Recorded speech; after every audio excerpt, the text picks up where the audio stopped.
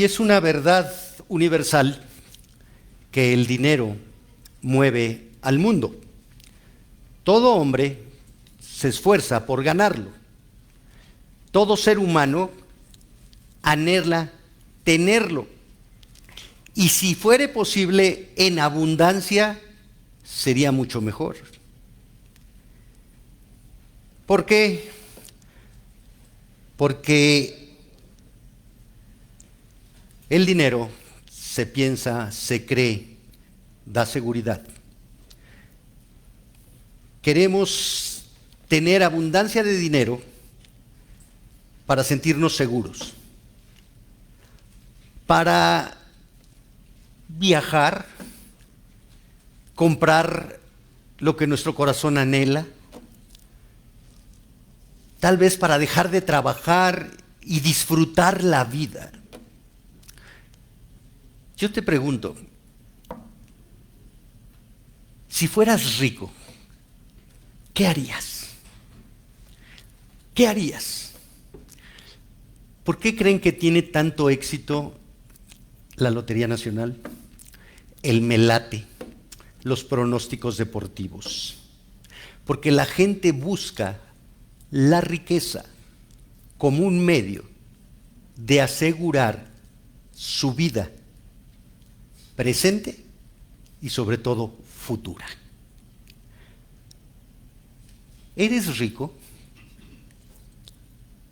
¿Es esa la verdadera riqueza? Te invito a que abras tu Biblia en 1 de Timoteo 6. Hoy vamos a concluir esta hermosa y rica epístola. 1 de Timoteo 6, versículos 17 al 21.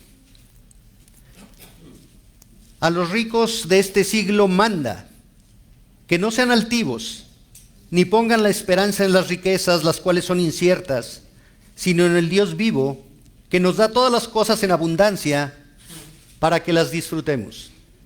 Que hagan bien, que sean ricos en buenas obras, dadivosos, generosos, atesorando para sí buen fundamento para lo porvenir, que echen mano de la vida eterna. Oh Timoteo, guarda lo que se te ha encomendado, evitando las profanas pláticas sobre cosas vanas y los argumentos de la falsamente llamada ciencia, la cual profesando algunos se desviaron de la fe. La gracia sea contigo.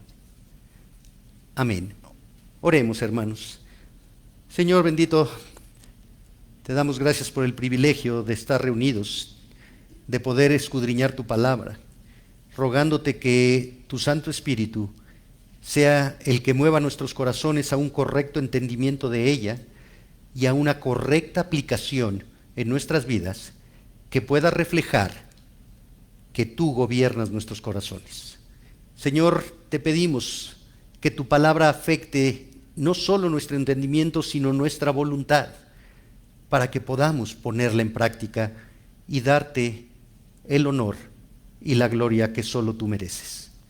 En Cristo Jesús te lo pedimos. Amén. Pablo ya había analizado el asunto de las riquezas en esta epístola. En este capítulo 6, versículos 5, versículo 9, versículo 10.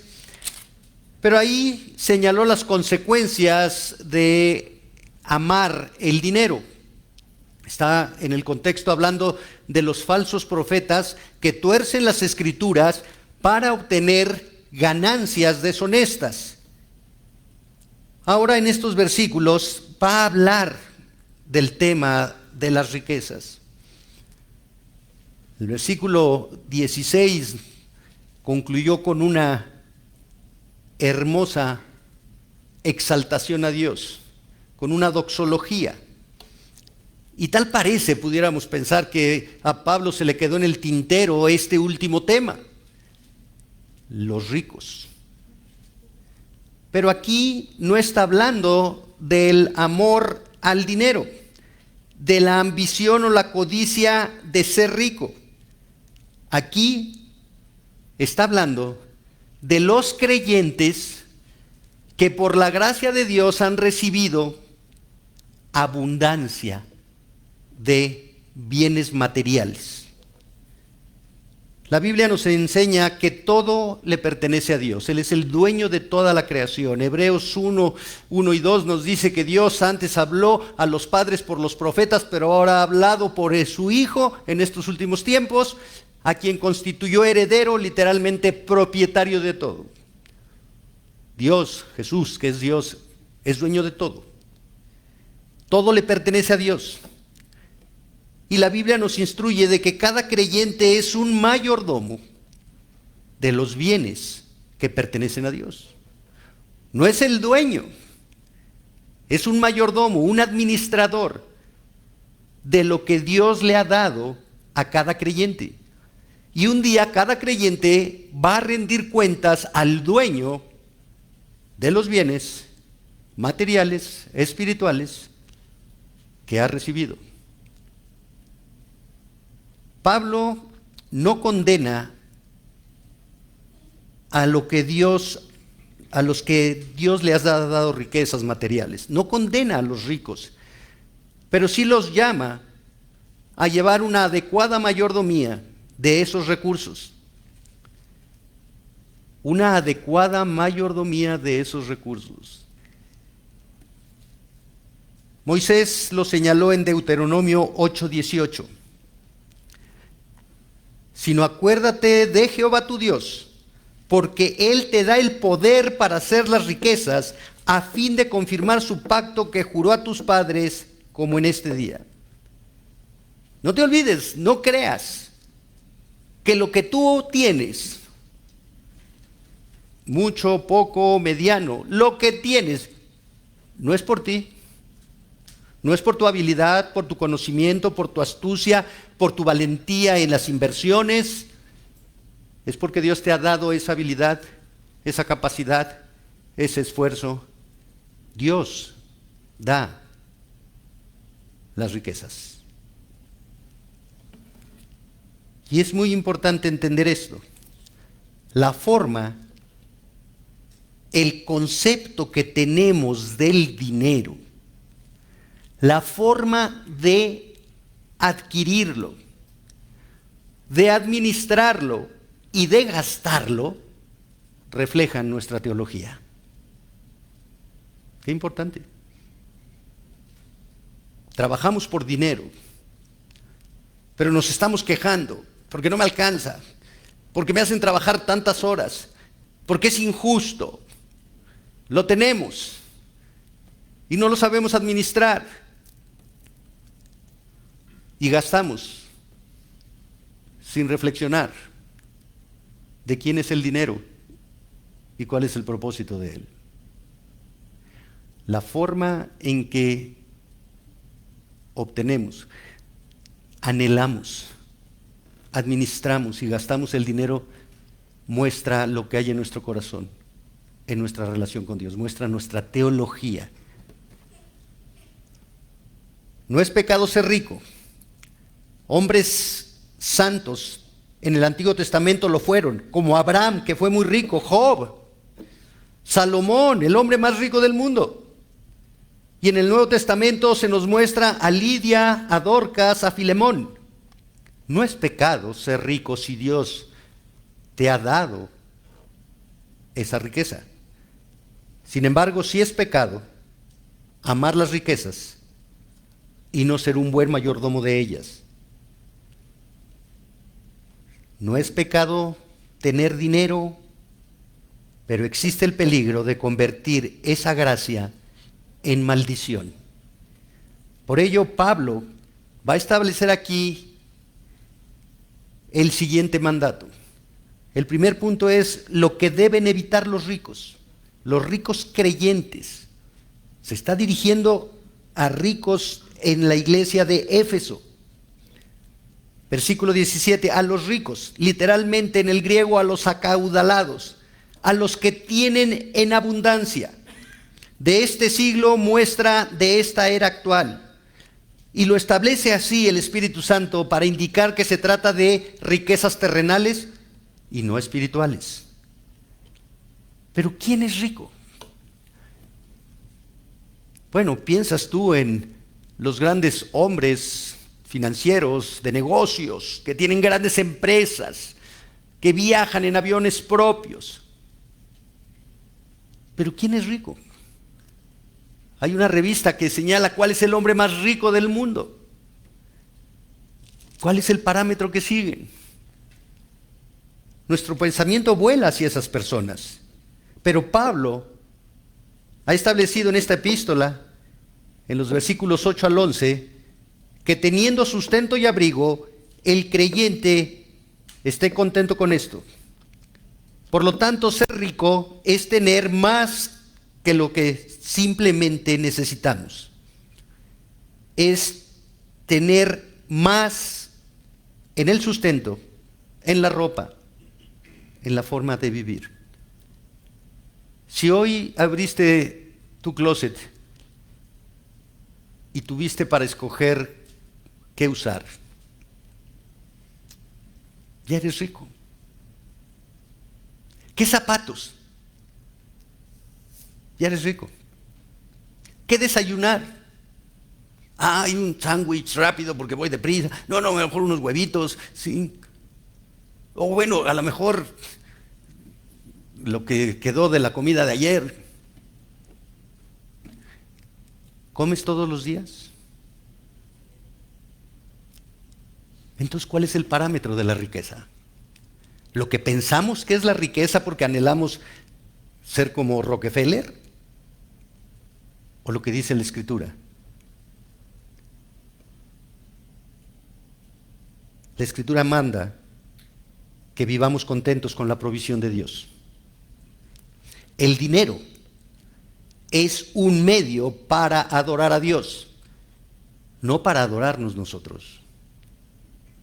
El parámetro de la riqueza no son los hombres o mujeres acaudalados, sino la provisión suficiente dada por Dios para satisfacer nuestras necesidades primarias, no los deseos egoístas, excéntricos y ostentosos para satisfacer las necesidades primarias. Y el ejemplo está en la Biblia. El pueblo de Israel sale de Egipto y va al desierto. Y el Señor los mantuvo dándoles cada día alimento. Y les dijo, no acumulen más de lo necesario para cada día, a excepción del Shabbat, el día de reposo. Ahí sí podían tomar una porción mayor. Pero el que quería acumular para el recalentado, se echaba a perder el maná. Ahí está la fidelidad de Dios. No te voy a dejar. El salmista dice, joven fui y envejecido, pero no he visto justo desamparado, ni su descendencia que mendigue pan. La riqueza es la provisión fiel de Dios, no los deseos pecaminosos de nuestros corazones. Por lo tanto, en este contexto Pablo se refiere a los creyentes en Éfeso, a los que por la gracia soberana de Dios les ha provisto abundancia de recursos materiales. ¿Y qué les dice Pablo a Timoteo? Manda, ordena, instruye con autoridad. No es una sugerencia. Mira, no te acerques a él porque es el que más ofrenda. Es el que va a dar más dinero para las necesidades de la iglesia. Trátalo bien. Pues sugiérele que si ahí le sobra algo, lo que trae ahí en el bolsillo.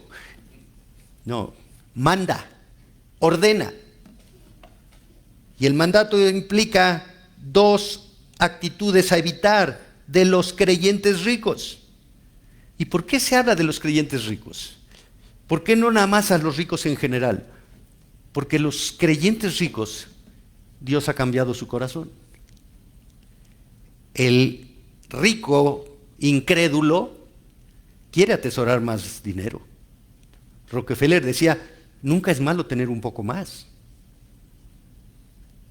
Pero el creyente rico ha cambiado su corazón, la gracia de Dios. Han sido perdonados sus pecados. Él confía en Dios. Entonces, él entiende que la riqueza es un medio para adorar a Dios, no para sentirse confiado y seguro. Y lo primero que dice es que no sean altivos. La palabra en griego significa pensar alto de sí mismo. Pensar alto de sí mismo. Pensar que todo lo puedo. Pensar que puedo satisfacer los deseos de mis ojos, la codicia de mi corazón, porque todo lo puedo, tengo todos los recursos y puedo obtener todo. No hay nada, no hay un límite. El golfista Tiger Woods, en sus mejores épocas, cuando ganó muchos millones de dólares, cometió pecado sexual, adulterio. Y cuando se descubrió, destruyó su matrimonio, afectó a sus hijos. Y él confesó: tengo tanto dinero que no tenía yo límites y todo lo que yo quería y anhelaba lo podía tener. Y eso me llevó a destruir mi vida, la de mi esposa y la de mis hijos. Pensó que él era todopoderoso y Dios le movió el tapete y le destruyó su reino. ¿Te acuerdas de Nabucodonosor en el libro de Daniel? Mira mi imperio, lo que yo he hecho. El hombre más rico, el hombre más poderoso de esa época, sus jardines colgantes, una de las 7 maravillas del mundo. Él se adoraba a sí mismo. No hay nadie como yo. ¿Y qué hizo Dios? Le quitó la razón. Lo trató como animal. Vivió por instinto comiendo hierba. Hasta que en el plazo de Dios recobró la razón. ¿Y qué hizo Nabucodonosor? Reconoció a Dios. Él da y Él quita. El peligro es creer que las riquezas nos permiten hacer todo lo que queremos. Y eso nos lleva no solo a ser orgullosos y soberbios, porque el orgulloso ignora a Dios. Por eso la Escritura dice que Dios da gracia a los humildes, pero no a los orgullosos. No a los orgullosos. Ser altanero es confiar en las riquezas. Ser altanero es ser selectivo con las personas. Es ver por arriba del hombro a quien tiene menos que el altanero. No significa que todos los ricos cristianos son orgullosos, pero sí todos están expuestos al orgullo por confiar en las riquezas. En el mundo es muy difícil ser rico. Jesús dijo: es más fácil que pase un camello por la aguja que un rico entre en el reino de los cielos. ¿Está condenando a los ricos? No, está condenando el amor a los bienes materiales. La confianza puesta en los bienes materiales y no en el Señor. El orgulloso se exhibe a sí mismo, sus logros, sus bienes, sus viajes. El orgulloso ignora a Dios, tapa a Dios. Pablo se dirige a creyentes que tienen en abundancia, que son ricos. Pero a la luz de lo que ha explicado Pablo en la epístola, de que estemos contentos y tenemos sustento y abrigo, podemos decir que todos tenemos en abundancia. Todos. Por lo tanto, no podemos enorgullecernos de lo que tenemos. Y no debemos quejarnos de lo que no tenemos. Porque ahí también entra el orgullo y la falsa humildad. Es que si yo tuviera, es que yo no tengo como tú. Ay, es que para usted es fácil porque usted tiene, pero uno que no tiene. Eso es renegar de la gracia, de la misericordia y de la provisión de Dios. Eso es un corazón orgulloso que muestra una falsa humildad. Se hace víctima y el víctima es orgulloso porque tiene puestos los ojos en él, no en Dios. Si todo nos lo ha dado Dios, ¿de qué nos tenemos que jactar? De nada. De nada. Vea 1 Corintios 4:7. 1 Corintios 4:7. Porque, ¿quién te distingue? ¿O qué tienes que no hayas recibido? Y si lo recibiste, ¿por qué te glorías como si no lo hubieras recibido? ¿Por qué te jactas como si no lo hubieras recibido de la gracia de Dios? ¿Por qué crees que eres tú y no la misericordia de Dios? Lo opuesto a ser altivo es ser humilde. Y Salomón, el hombre más rico que ha existido, afirma: riquezas, honra y vida son la remuneración de la humildad y del temor de Jehová. Proverbios 22:4. Riquezas, honra y vida son la remuneración de la humildad y del temor de Jehová. Un corazón altivo es un corazón desagradecido. Un corazón humilde es un corazón agradecido. Señor, hoy me diste que comer. Gracias por tu fidelidad. Mañana me proveerás. Porque tú fuiste fiel ayer, lo eres hoy y lo serás mañana. Porque tú no te puedes negar a ti mismo. Porque tú no te puedes negar a ti mismo. El segundo mandamiento que deben evitar los ricos creyentes es poner la esperanza en las riquezas, las cuales son inciertas. Poner la esperanza es confiar en las riquezas, sentirse seguro en las riquezas, sin reflexionar que estas son inciertas, estas son inseguras. Dios las da hoy y mañana Dios las puede quitar, porque Él es el dueño de todo. ¿Por qué poner la confianza en algo que es temporal, incierto? Si Pablo ya ha externado que el creyente debe vivir con los ojos puestos en la eternidad, ¿por qué nos empeñamos en seguir viviendo con los ojos puestos en lo terrenal que será destruido? Esta tierra se va a acabar.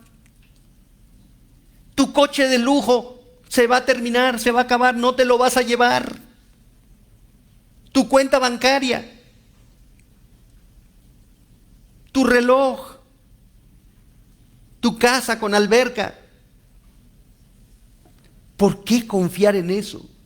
Confiar en las riquezas inseguras y no confiar en Dios, que es la roca de la salvación, es necio e insensato. Es necio e insensato.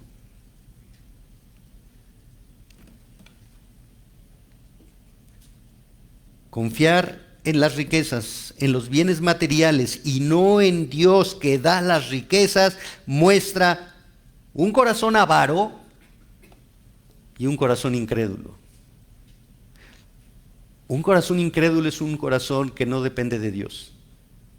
Por más que diga que cree en Dios, pero si no confía en Dios, si no obedece a Dios, si no depende de Dios, si no agradece la provisión de Dios, si no vive con contentamiento con la provisión de Dios, es un corazón desagradecido. Y el corazón desagradecido es característica de un corazón incrédulo. No busques a Dios por los bienes materiales que te puede dar. Búscalo por los bienes eternos que en su misericordia y por su gracia provee a quien confía en Él, reconociéndose pecador y reconociendo a Cristo como su Señor y su Salvador.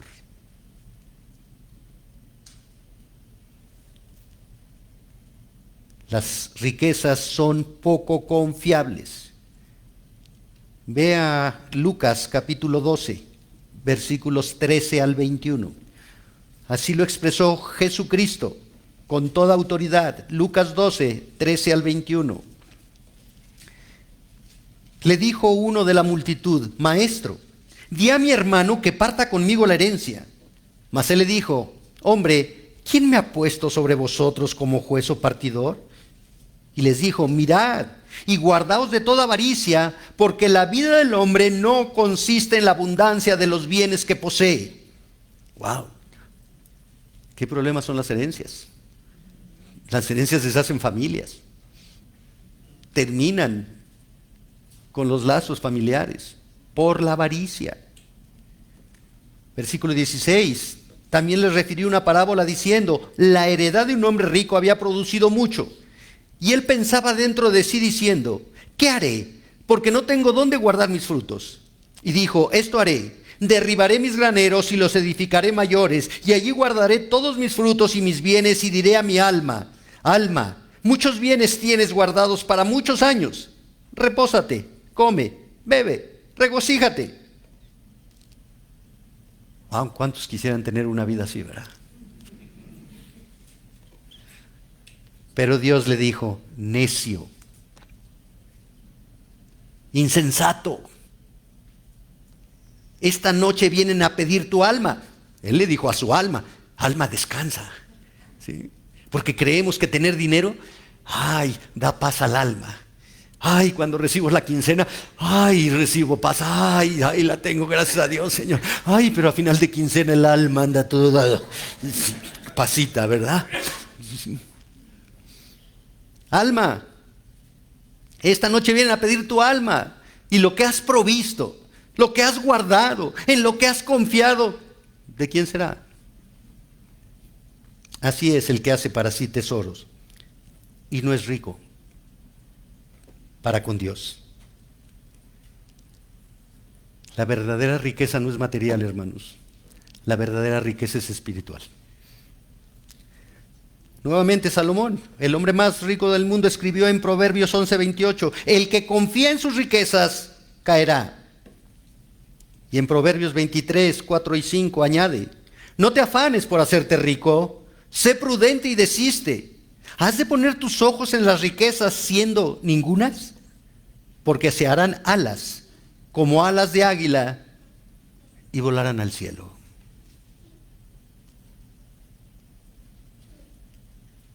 No pongamos la confianza en los bienes materiales. Lo que Dios nos ha dado ha sido por su gracia y su misericordia. Lo que no nos ha dado ha sido por su sabiduría.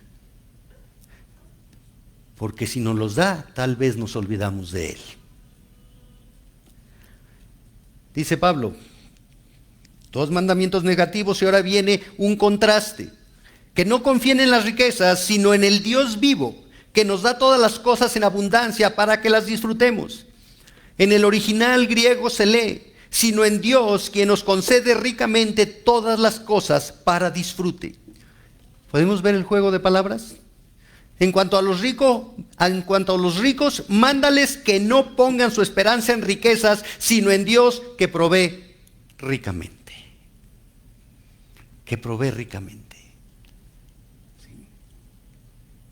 Dios es rico y siempre da conforme a sus riquezas, en virtud de la cual nos provee todas las cosas necesarias para el cuerpo y para el alma.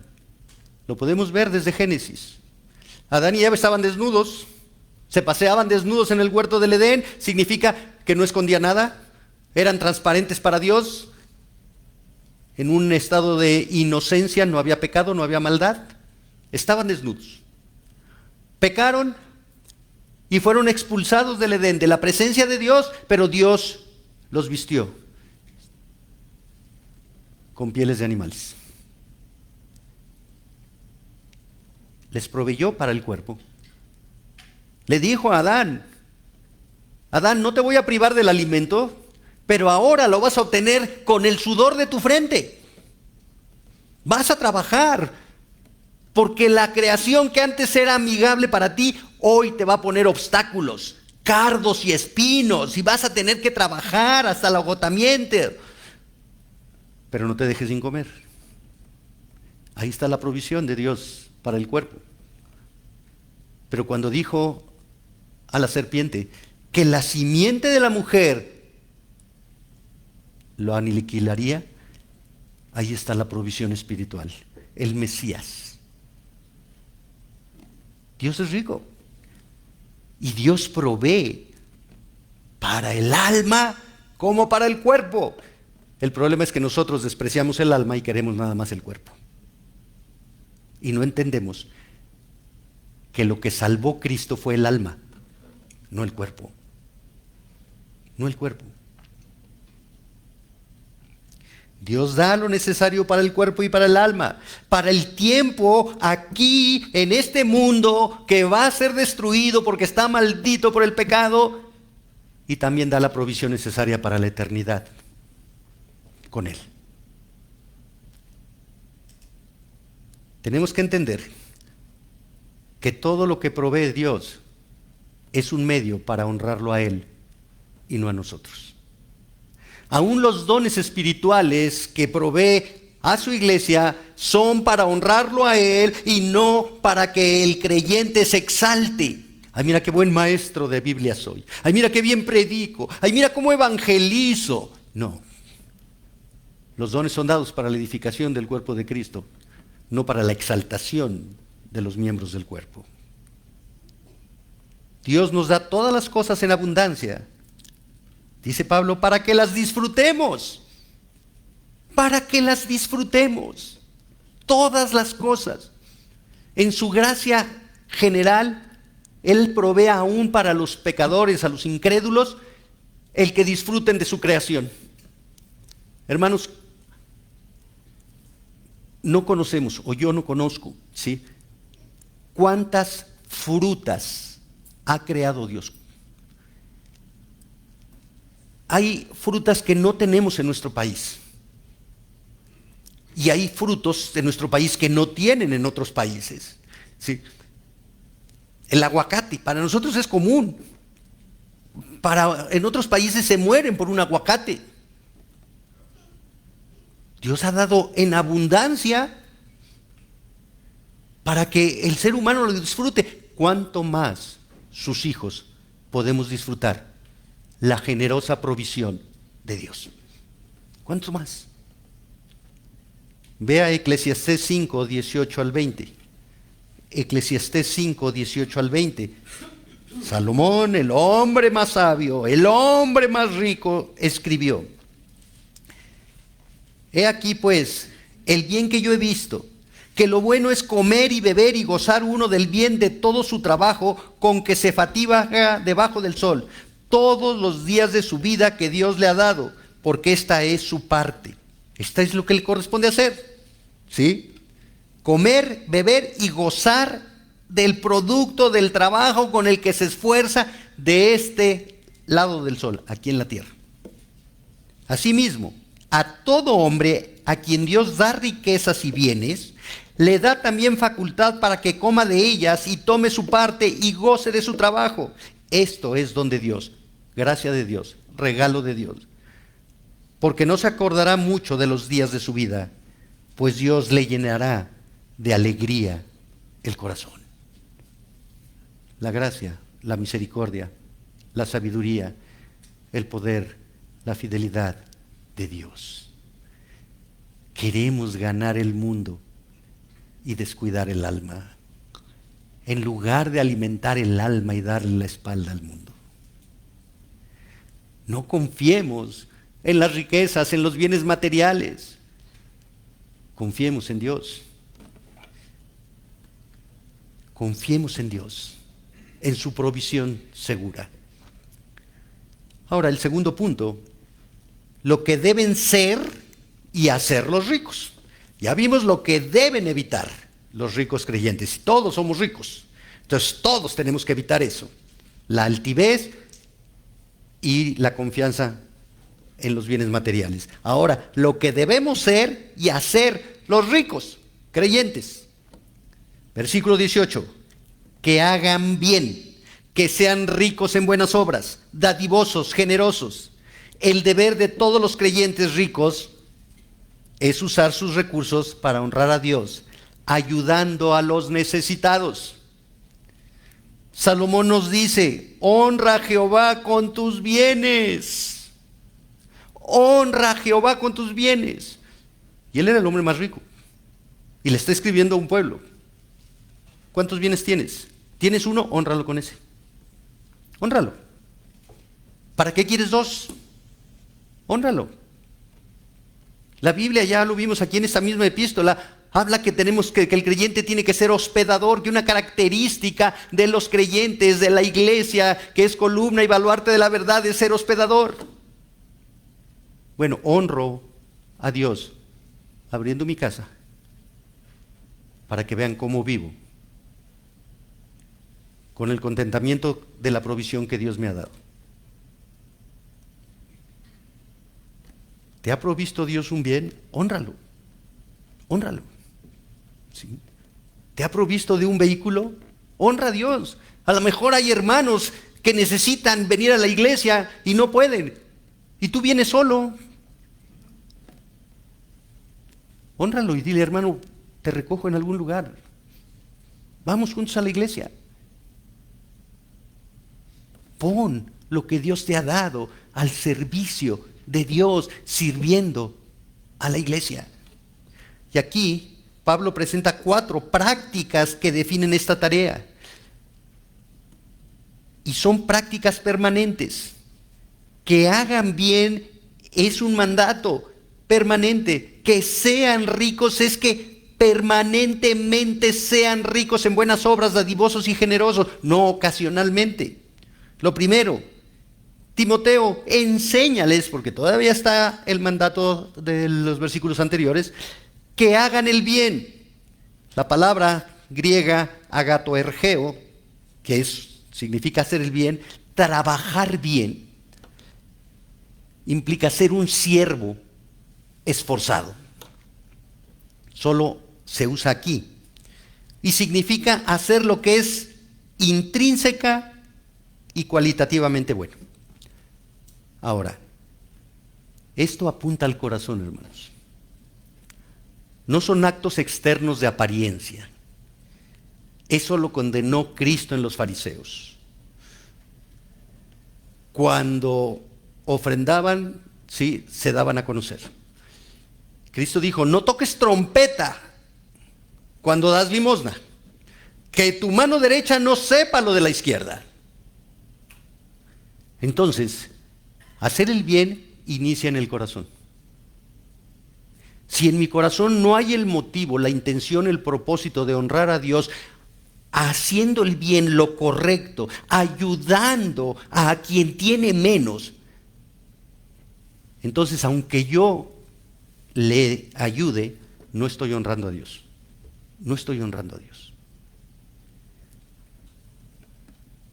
Tenemos que hacer lo correcto. Y aquí dice que hagan el bien. El bien es lo que es excelente a los ojos de Dios, no a los ojos de los hombres. No a los ojos de los hombres. Ay, en diciembre el Teletón, el 9, y todo el mundo: ay, qué bueno, mira cómo dan, llegaron a la cifra, ¡wow! No es cierto, eso lo hacen para evadir impuestos, para pagar los impuestos, pero eso no agrada a Dios. ¿Sí? Y ahí salen con el cheque, ¿sí?, de la empresa que dio tanto dinero. ¿Sí? Eso no agrada a Dios. Haz el bien para honrar a Dios, aunque solo Dios sepa lo que hiciste. No lo publiques, no lo saques en Facebook. ¿Sí? Haz el bien en tu corazón y muéstralo con obras, pero en lo secreto, hermano, en lo secreto. Segundo, que sean ricos en buenas obras. La palabra aquí es ricos, que significa abundancia. que sean abundantes en buenas obras a favor de otros. Las buenas obras implican el uso de los recursos para dar la excelencia a Dios, ayudando a los que tienen menos. Los recursos de los creyentes deben usarse correctamente. Y aquí en la epístola tenemos varios versículos. En primer lugar, vea el capítulo 5, versículo 8. Porque si alguno no provee para los suyos, y mayormente para los de su casa, ha negado la fe y es peor que un incrédulo. El recurso tiene que ser primero para el sustento de mi casa. Y aquí, hermanos, en verdad es muy triste. Muchas veces, ¿sí?, uno de los dos tiene más recursos. Por la soberanía de Dios, por la gracia de Dios. Y olvidan que son una sola carne. Y entonces empiezan, esto es mío. ¿Sí? Tú con lo tuyo. Esto es mío. A mí me lo dejaron. ¿Sí? Y aunque no te lo hayan dejado, si ambos trabajan, es igual. No lo juntan. Sino, esto es mío. ¿Sí? Y la mujer dice, quiero una lavadora, y el esposo dice, es que ahorita no podemos. No puedes tú, porque yo tengo mi dinero, yo sí puedo. Pero ¿sabes qué rompe? La unidad del matrimonio. Se altera la jerarquía en el matrimonio. La mujer ya no está sometida a su marido, su marido ya no es autoridad. Su autoridad es ella y su dinero. Cuidado. 5:4. Pero si alguna viuda tiene hijos o nietos, aprendan estos primeros a ser piadosos para con su propia familia y a recompensar a sus padres, porque esto es lo bueno y agradable delante de Dios. Voy a ayudar a mis padres, voy a ayudar a las viudas. Si mi madre es viuda, si mi padre es viudo, está enfermo y yo tengo abundancia, tengo que ayudarlo. Tengo que ayudarlo.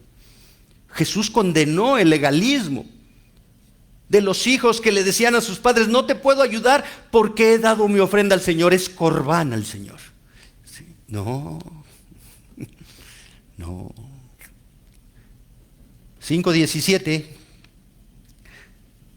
Los ancianos que gobiernan bien sean tenidos por dignos de doble honor, mayormente los que trabajan en predicar y enseñar. Los pastores en la iglesia. Esa es la forma de usar el dinero que Dios provee a sus hijos. Cumplir con esto es hacer obras excelentes. Pero otra vez, no las publiques. ¿Sí? Mi papá me dijo que soy el hijo del año porque le regalé un coche. Y ahí sales tú con el coche. ¿Sí? No lo publiques, es en el corazón. Porque el corazón exalta a Dios. Lo demás nos exalta a nosotros. Y entonces nos volvemos altivos y soberbios. ¿Y cuál fue el primer mandato? No seas altivo. No seas altivo. Tercero, al suplir las necesidades de otros, los que tienen dinero deben ser dadivosos, es decir, dar con liberalidad, sin esperar nada. Un corazón que da sin esperar nada. ¿Recuerdas? Pablo en 2 Corintios 8 alaba la ofrenda de los macedonios que dieron con sacrificio. Pero dieron de su corazón generosamente, no se aferraron a lo que tenía, vieron la necesidad y dijeron, yo puedo cooperar con esto. Esto me va a impedir a lo mejor ir al cine, a lo mejor comprarme un refresco más grande. Pero doy sin esperar nada para alabar a Dios, para mostrar la fidelidad de Dios. Y el último, en el original aparece al final del versículo la palabra generoso, pero esta palabra en el original griego se usa una palabra que es koinonikos, de donde se deriva koinonía. ¿Qué implica esto? Compañerismo. Voy a dar como compañero. No voy a dar así nada más que, ¿quién necesita el de atrás? Ahí le mando, díganle que le mando esto. No, el compañero comparte alegrías, comparte luchas, comparte necesidades, comparte la fe, comparte la gracia, como compañero. No como un simple benefactor, como compañero que ama al compañero. Que ama al compañero. Porque somos una unidad en la iglesia. Y cuando un miembro se duele, todos los miembros se duelen con él. Y tenemos ejemplo de este compañerismo. El samaritano, que recogió al hombre que fue asaltado, ni lo conocía. Y lo llevó y pagó la cuenta del hospital. Pablo le escribe a Filemón y le dice, la deuda que Onésimo tiene contigo, cárgamela a mi cuenta. Yo la pago, pero recíbelo en amor, porque es hermano. Hebreos 13:16 nos dice que de la ayuda mutua y de hacer bien y de la ayuda mutua no os olvidéis, porque de tales sacrificios se agrada a Dios. Implica un sacrificio, no implica dar lo que me sobra, lo que no necesito, lo que no voy a utilizar. Me implica dar de mí, sacrificialmente. Aún la ofrenda, cada semana es sacrificialmente. Tengo que dar con el corazón. Eso es lo que implica la coinonía aquí. Versículo 19. Atesorando para sí buen fundamento para lo porvenir. La palabra atesorar en el griego significa acumular un tesoro. Timoteo instruye a los cristianos ricos que cada vez que ayudan, que dan generosamente, están atesorando en el cielo. Sí, aquí quieren guardar el tesoro. Aquí, ¿cuál es la mejor inversión? ¿De dónde es el lugar más seguro? ¿Por qué? Porque quiero tener más. No, es mayor bendición dar que recibir. ¿Quieres invertir bien? Invierte en bienes eternos. No inviertas en petrodólares, en las monedas cibernéticas. Invierte en el cielo. Así lo dijo Cristo en el Sermón del Monte, Mateo 6, 19 al 21. No os hagáis tesoros en la tierra, donde la polilla y el orín corrompen, y donde ladrones minan y hurtan, sino haceos tesoros en el cielo, donde ni la polilla ni el orín corrompen, y donde ladrones no minan ni hurtan, porque donde está vuestro tesoro, ahí estará también vuestro corazón. ¿Tu corazón está en el cielo o está en la tierra? ¿En dónde está tu tesoro como creyente? Que echen mano de la vida eterna, que se aferren a las promesas de la vida eterna, que se aferren a Jesucristo, que se aferren a la cruz donde fue pagada nuestra deuda, donde fuimos ricos en misericordia, ricos en perdón, ricos en amor, ricos en santidad por el sacrificio de aquel que dijo: te perdono y te llevo al cielo. Echa mano de la vida eterna. El cristiano tiene que vivir con la vista puesta en la eternidad.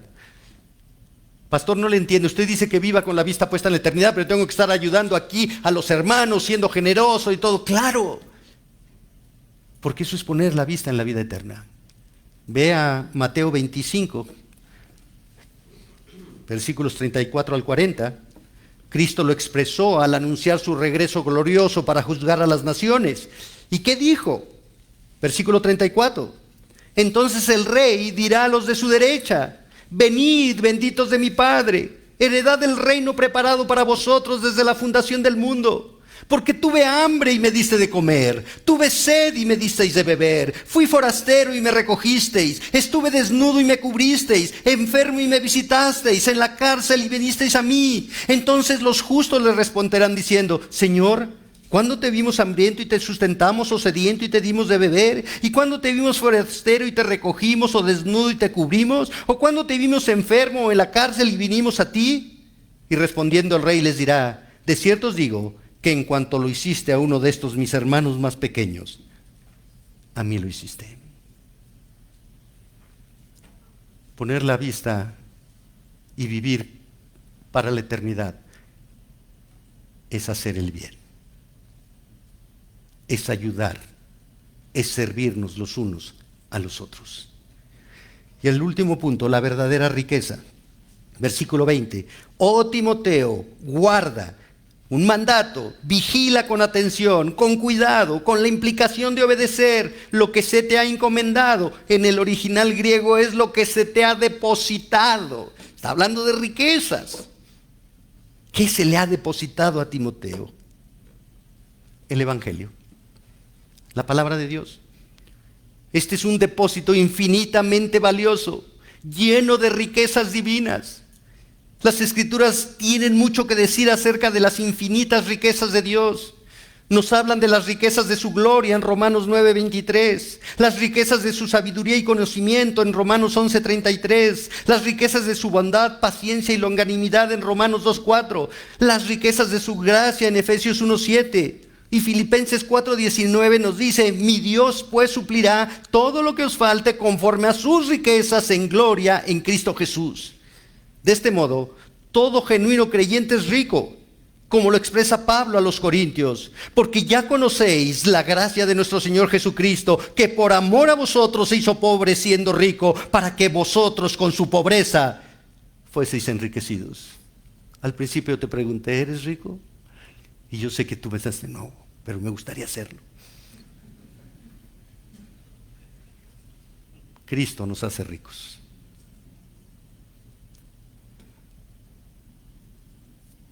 Pero para proteger este valioso depósito, que es el Evangelio, la revelación de Dios, la salvación de Dios, la misericordia de Dios, Pablo tiene que cuidar dos actitudes. Uno, evita las profanas pláticas sobre cosas vanas, conversaciones mundanas, vacías, discusiones inútiles, charlatanería. No te pongas a discutir. El Evangelio no se discute, el Evangelio se vive. Y cómo nos encanta estar discutiendo del Evangelio. Que si eres teólogo de pactos, que si eres dispensacionalista, que si eres amilenialista, pues milenialista, que si esto, que... El Evangelio no se discute, se vive. Y viviendo el Evangelio se muestra la verdad de Dios. Y los argumentos de la falsamente llamada ciencia, argumentos en el original es antítesis, un término técnico empleado en la retórica para una propuesta contraria en un debate. No te metas a debatir con aquellos que quieren basar la ciencia por encima de la verdad divina. No, Dios no existe, no, la creación vino de la nada, no, sí, hubo un choque de sustancias y se creó de la nada. Mira, esa de la nada, sí, es el responsable de todo. Sí, porque sí, se rompió el jarrón de la familia, de la abuelita, y le preguntas a tu hijo: ¿quién rompió el jarrón? ¿Quién sabe? Entonces, ¿qué? ¿De la nada? Pues sí, se cayó de la nada. Sí.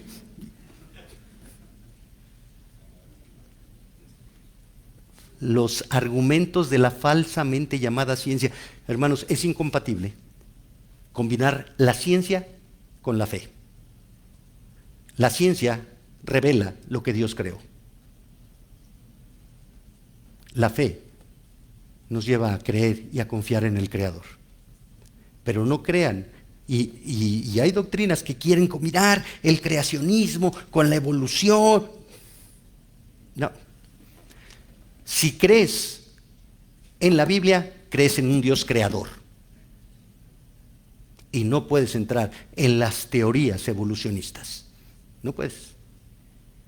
Es una incongruencia, es una falta de fe, es una incredulidad. Es querer tener una patita en el mundo y una patita en la iglesia. No se puede. Versículo 21. La cual profesando algunos, ¿cuál fue la consecuencia? Se desviaron de la fe. se apartaron de la verdad. Se volvieron falsos maestros, apóstatas. Nunca fueron creyentes, nunca. Sintieron ser más inteligentes que Dios. Y termina Pablo: la gracia sea contigo. Algunos textos griegos tienen contigo, pero en los más confiables está con vosotros, con ustedes. Esto implica que Pablo está bendiciendo a la iglesia en Éfeso y a toda la comunidad cristiana, porque estas cartas se tenían que circular. La gracia de Dios nunca está separada del genuino creyente, pero el genuino creyente tiene que esforzarse en la gracia para vivir en la gracia y mostrar la gracia. Si de gracia recibiste, de gracia dada. Concluimos esta epístola. Su propósito lo vimos en 1 de Timoteo 3:15, que sepas cómo conducirte en la iglesia, que es la casa de Dios, columna y baluarte de la verdad. La más importante vara de medir que se puede usar con la iglesia no es cuán grande es, cuán bueno es un compañerismo, no es cuán buena es la música, cuántos ministerios tienen, cuántas actividades desarrollan, cuán atrayente es su pastor. No. La forma más importante de medir cualquier iglesia es cuán fiel y obediente es a la palabra de Dios. En un tiempo en que la escritura está desapareciendo de muchos púlpitos para ser sustituida por emocionalismo, en momentos en que los creyentes no son llevados a la Biblia sino al humanismo, en días cuando el púlpito se cambia por el escenario y la Biblia por el espectáculo, Dios llama a sus hijos, a los redimidos, a los líderes, a los pastores y a todo su cuerpo a volver sin condiciones a la Escritura. Dios llama a cada creyente a amarla, honrarla, enseñarla y vivirla, porque esta es la verdadera riqueza, el Evangelio. Conocer a Dios a través de Cristo y su obra redentora es ser verdaderamente rico. La iglesia actual ha recibido este valioso depósito de verdad divina de los que han venido detrás de nosotros. Alguien que te evangelizó, valoró el Evangelio, no tuvo empacho, no tuvo miedo, no tuvo vergüenza de ir y decirte: eres un pecador, arrepiéntete, confía en Cristo. Y hoy es responsabilidad de nosotros transmitir este Evangelio sin alteraciones. Solo podrá haber un avivamiento espiritual cuando esta santa palabra sea la prioridad de nuestras vidas. Cuando no nos distraigamos con las cosas del mundo, con un cristianismo intelectual, sino cuando la voluntad de Dios afecte nuestra voluntad para obedecerla y guiados por el Espíritu Santo demos testimonio de Cristo. Cuando este verdadero tesoro del Evangelio se convierta en el propósito de nuestra existencia, entonces nuestros familiares inconversos, nuestros amigos, el mundo conocerá a Cristo. Tenemos muchos distractores. Necesitamos centrarnos en Dios. Quiero compartirte la letra de una hermosa alabanza que nos hace reflexionar. Estórbanos, Señor, cuando las cosas mundanas nos deleitan y no miramos hacia arriba. Cuando retenemos el dar a los demás a pesar de que se nos haya dado mucho. Si el fuego de nuestro primer amor no arde tan brillante como antes, estórbanos, Señor. Cuando no estamos en tu palabra y no pasamos tiempos de rodillas. Cuando tenemos la oportunidad y no compartimos la verdad que libera a los hombres. Si ya no te adoramos con pasión ardiente, estórbanos, Señor. A veces en tu gran amor, tú consuelas a los atribulados, pero otras veces en tu gran amor, tú afliges a los cómodos. Estórbanos, Señor. Si nuestras vidas no tocan las vidas de aquellos que aún están en la oscuridad, si no vivimos con corazones que se rompen por cosas que te rompen el corazón, lleva tiernamente a tu iglesia de regreso a tu corazón una vez más. Estórbanos, Señor. Si alguna vez perdemos la maravilla de la cruz que una vez cargaste, estórbanos, Señor. Estórbanos, Señor. Oremos, hermanos. Padre bueno, santo y justo, te damos gracias por tu gracia, tu misericordia, por tu fidelidad en nuestras vidas.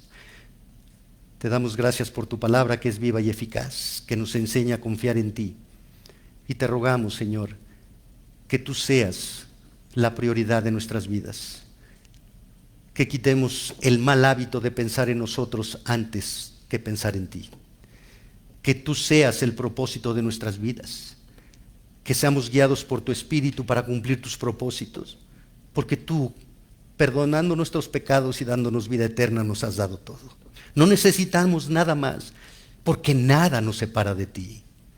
Señor, estórbanos para que podamos reflejar a Cristo. Es en este santo nombre que te lo pedimos. Amén.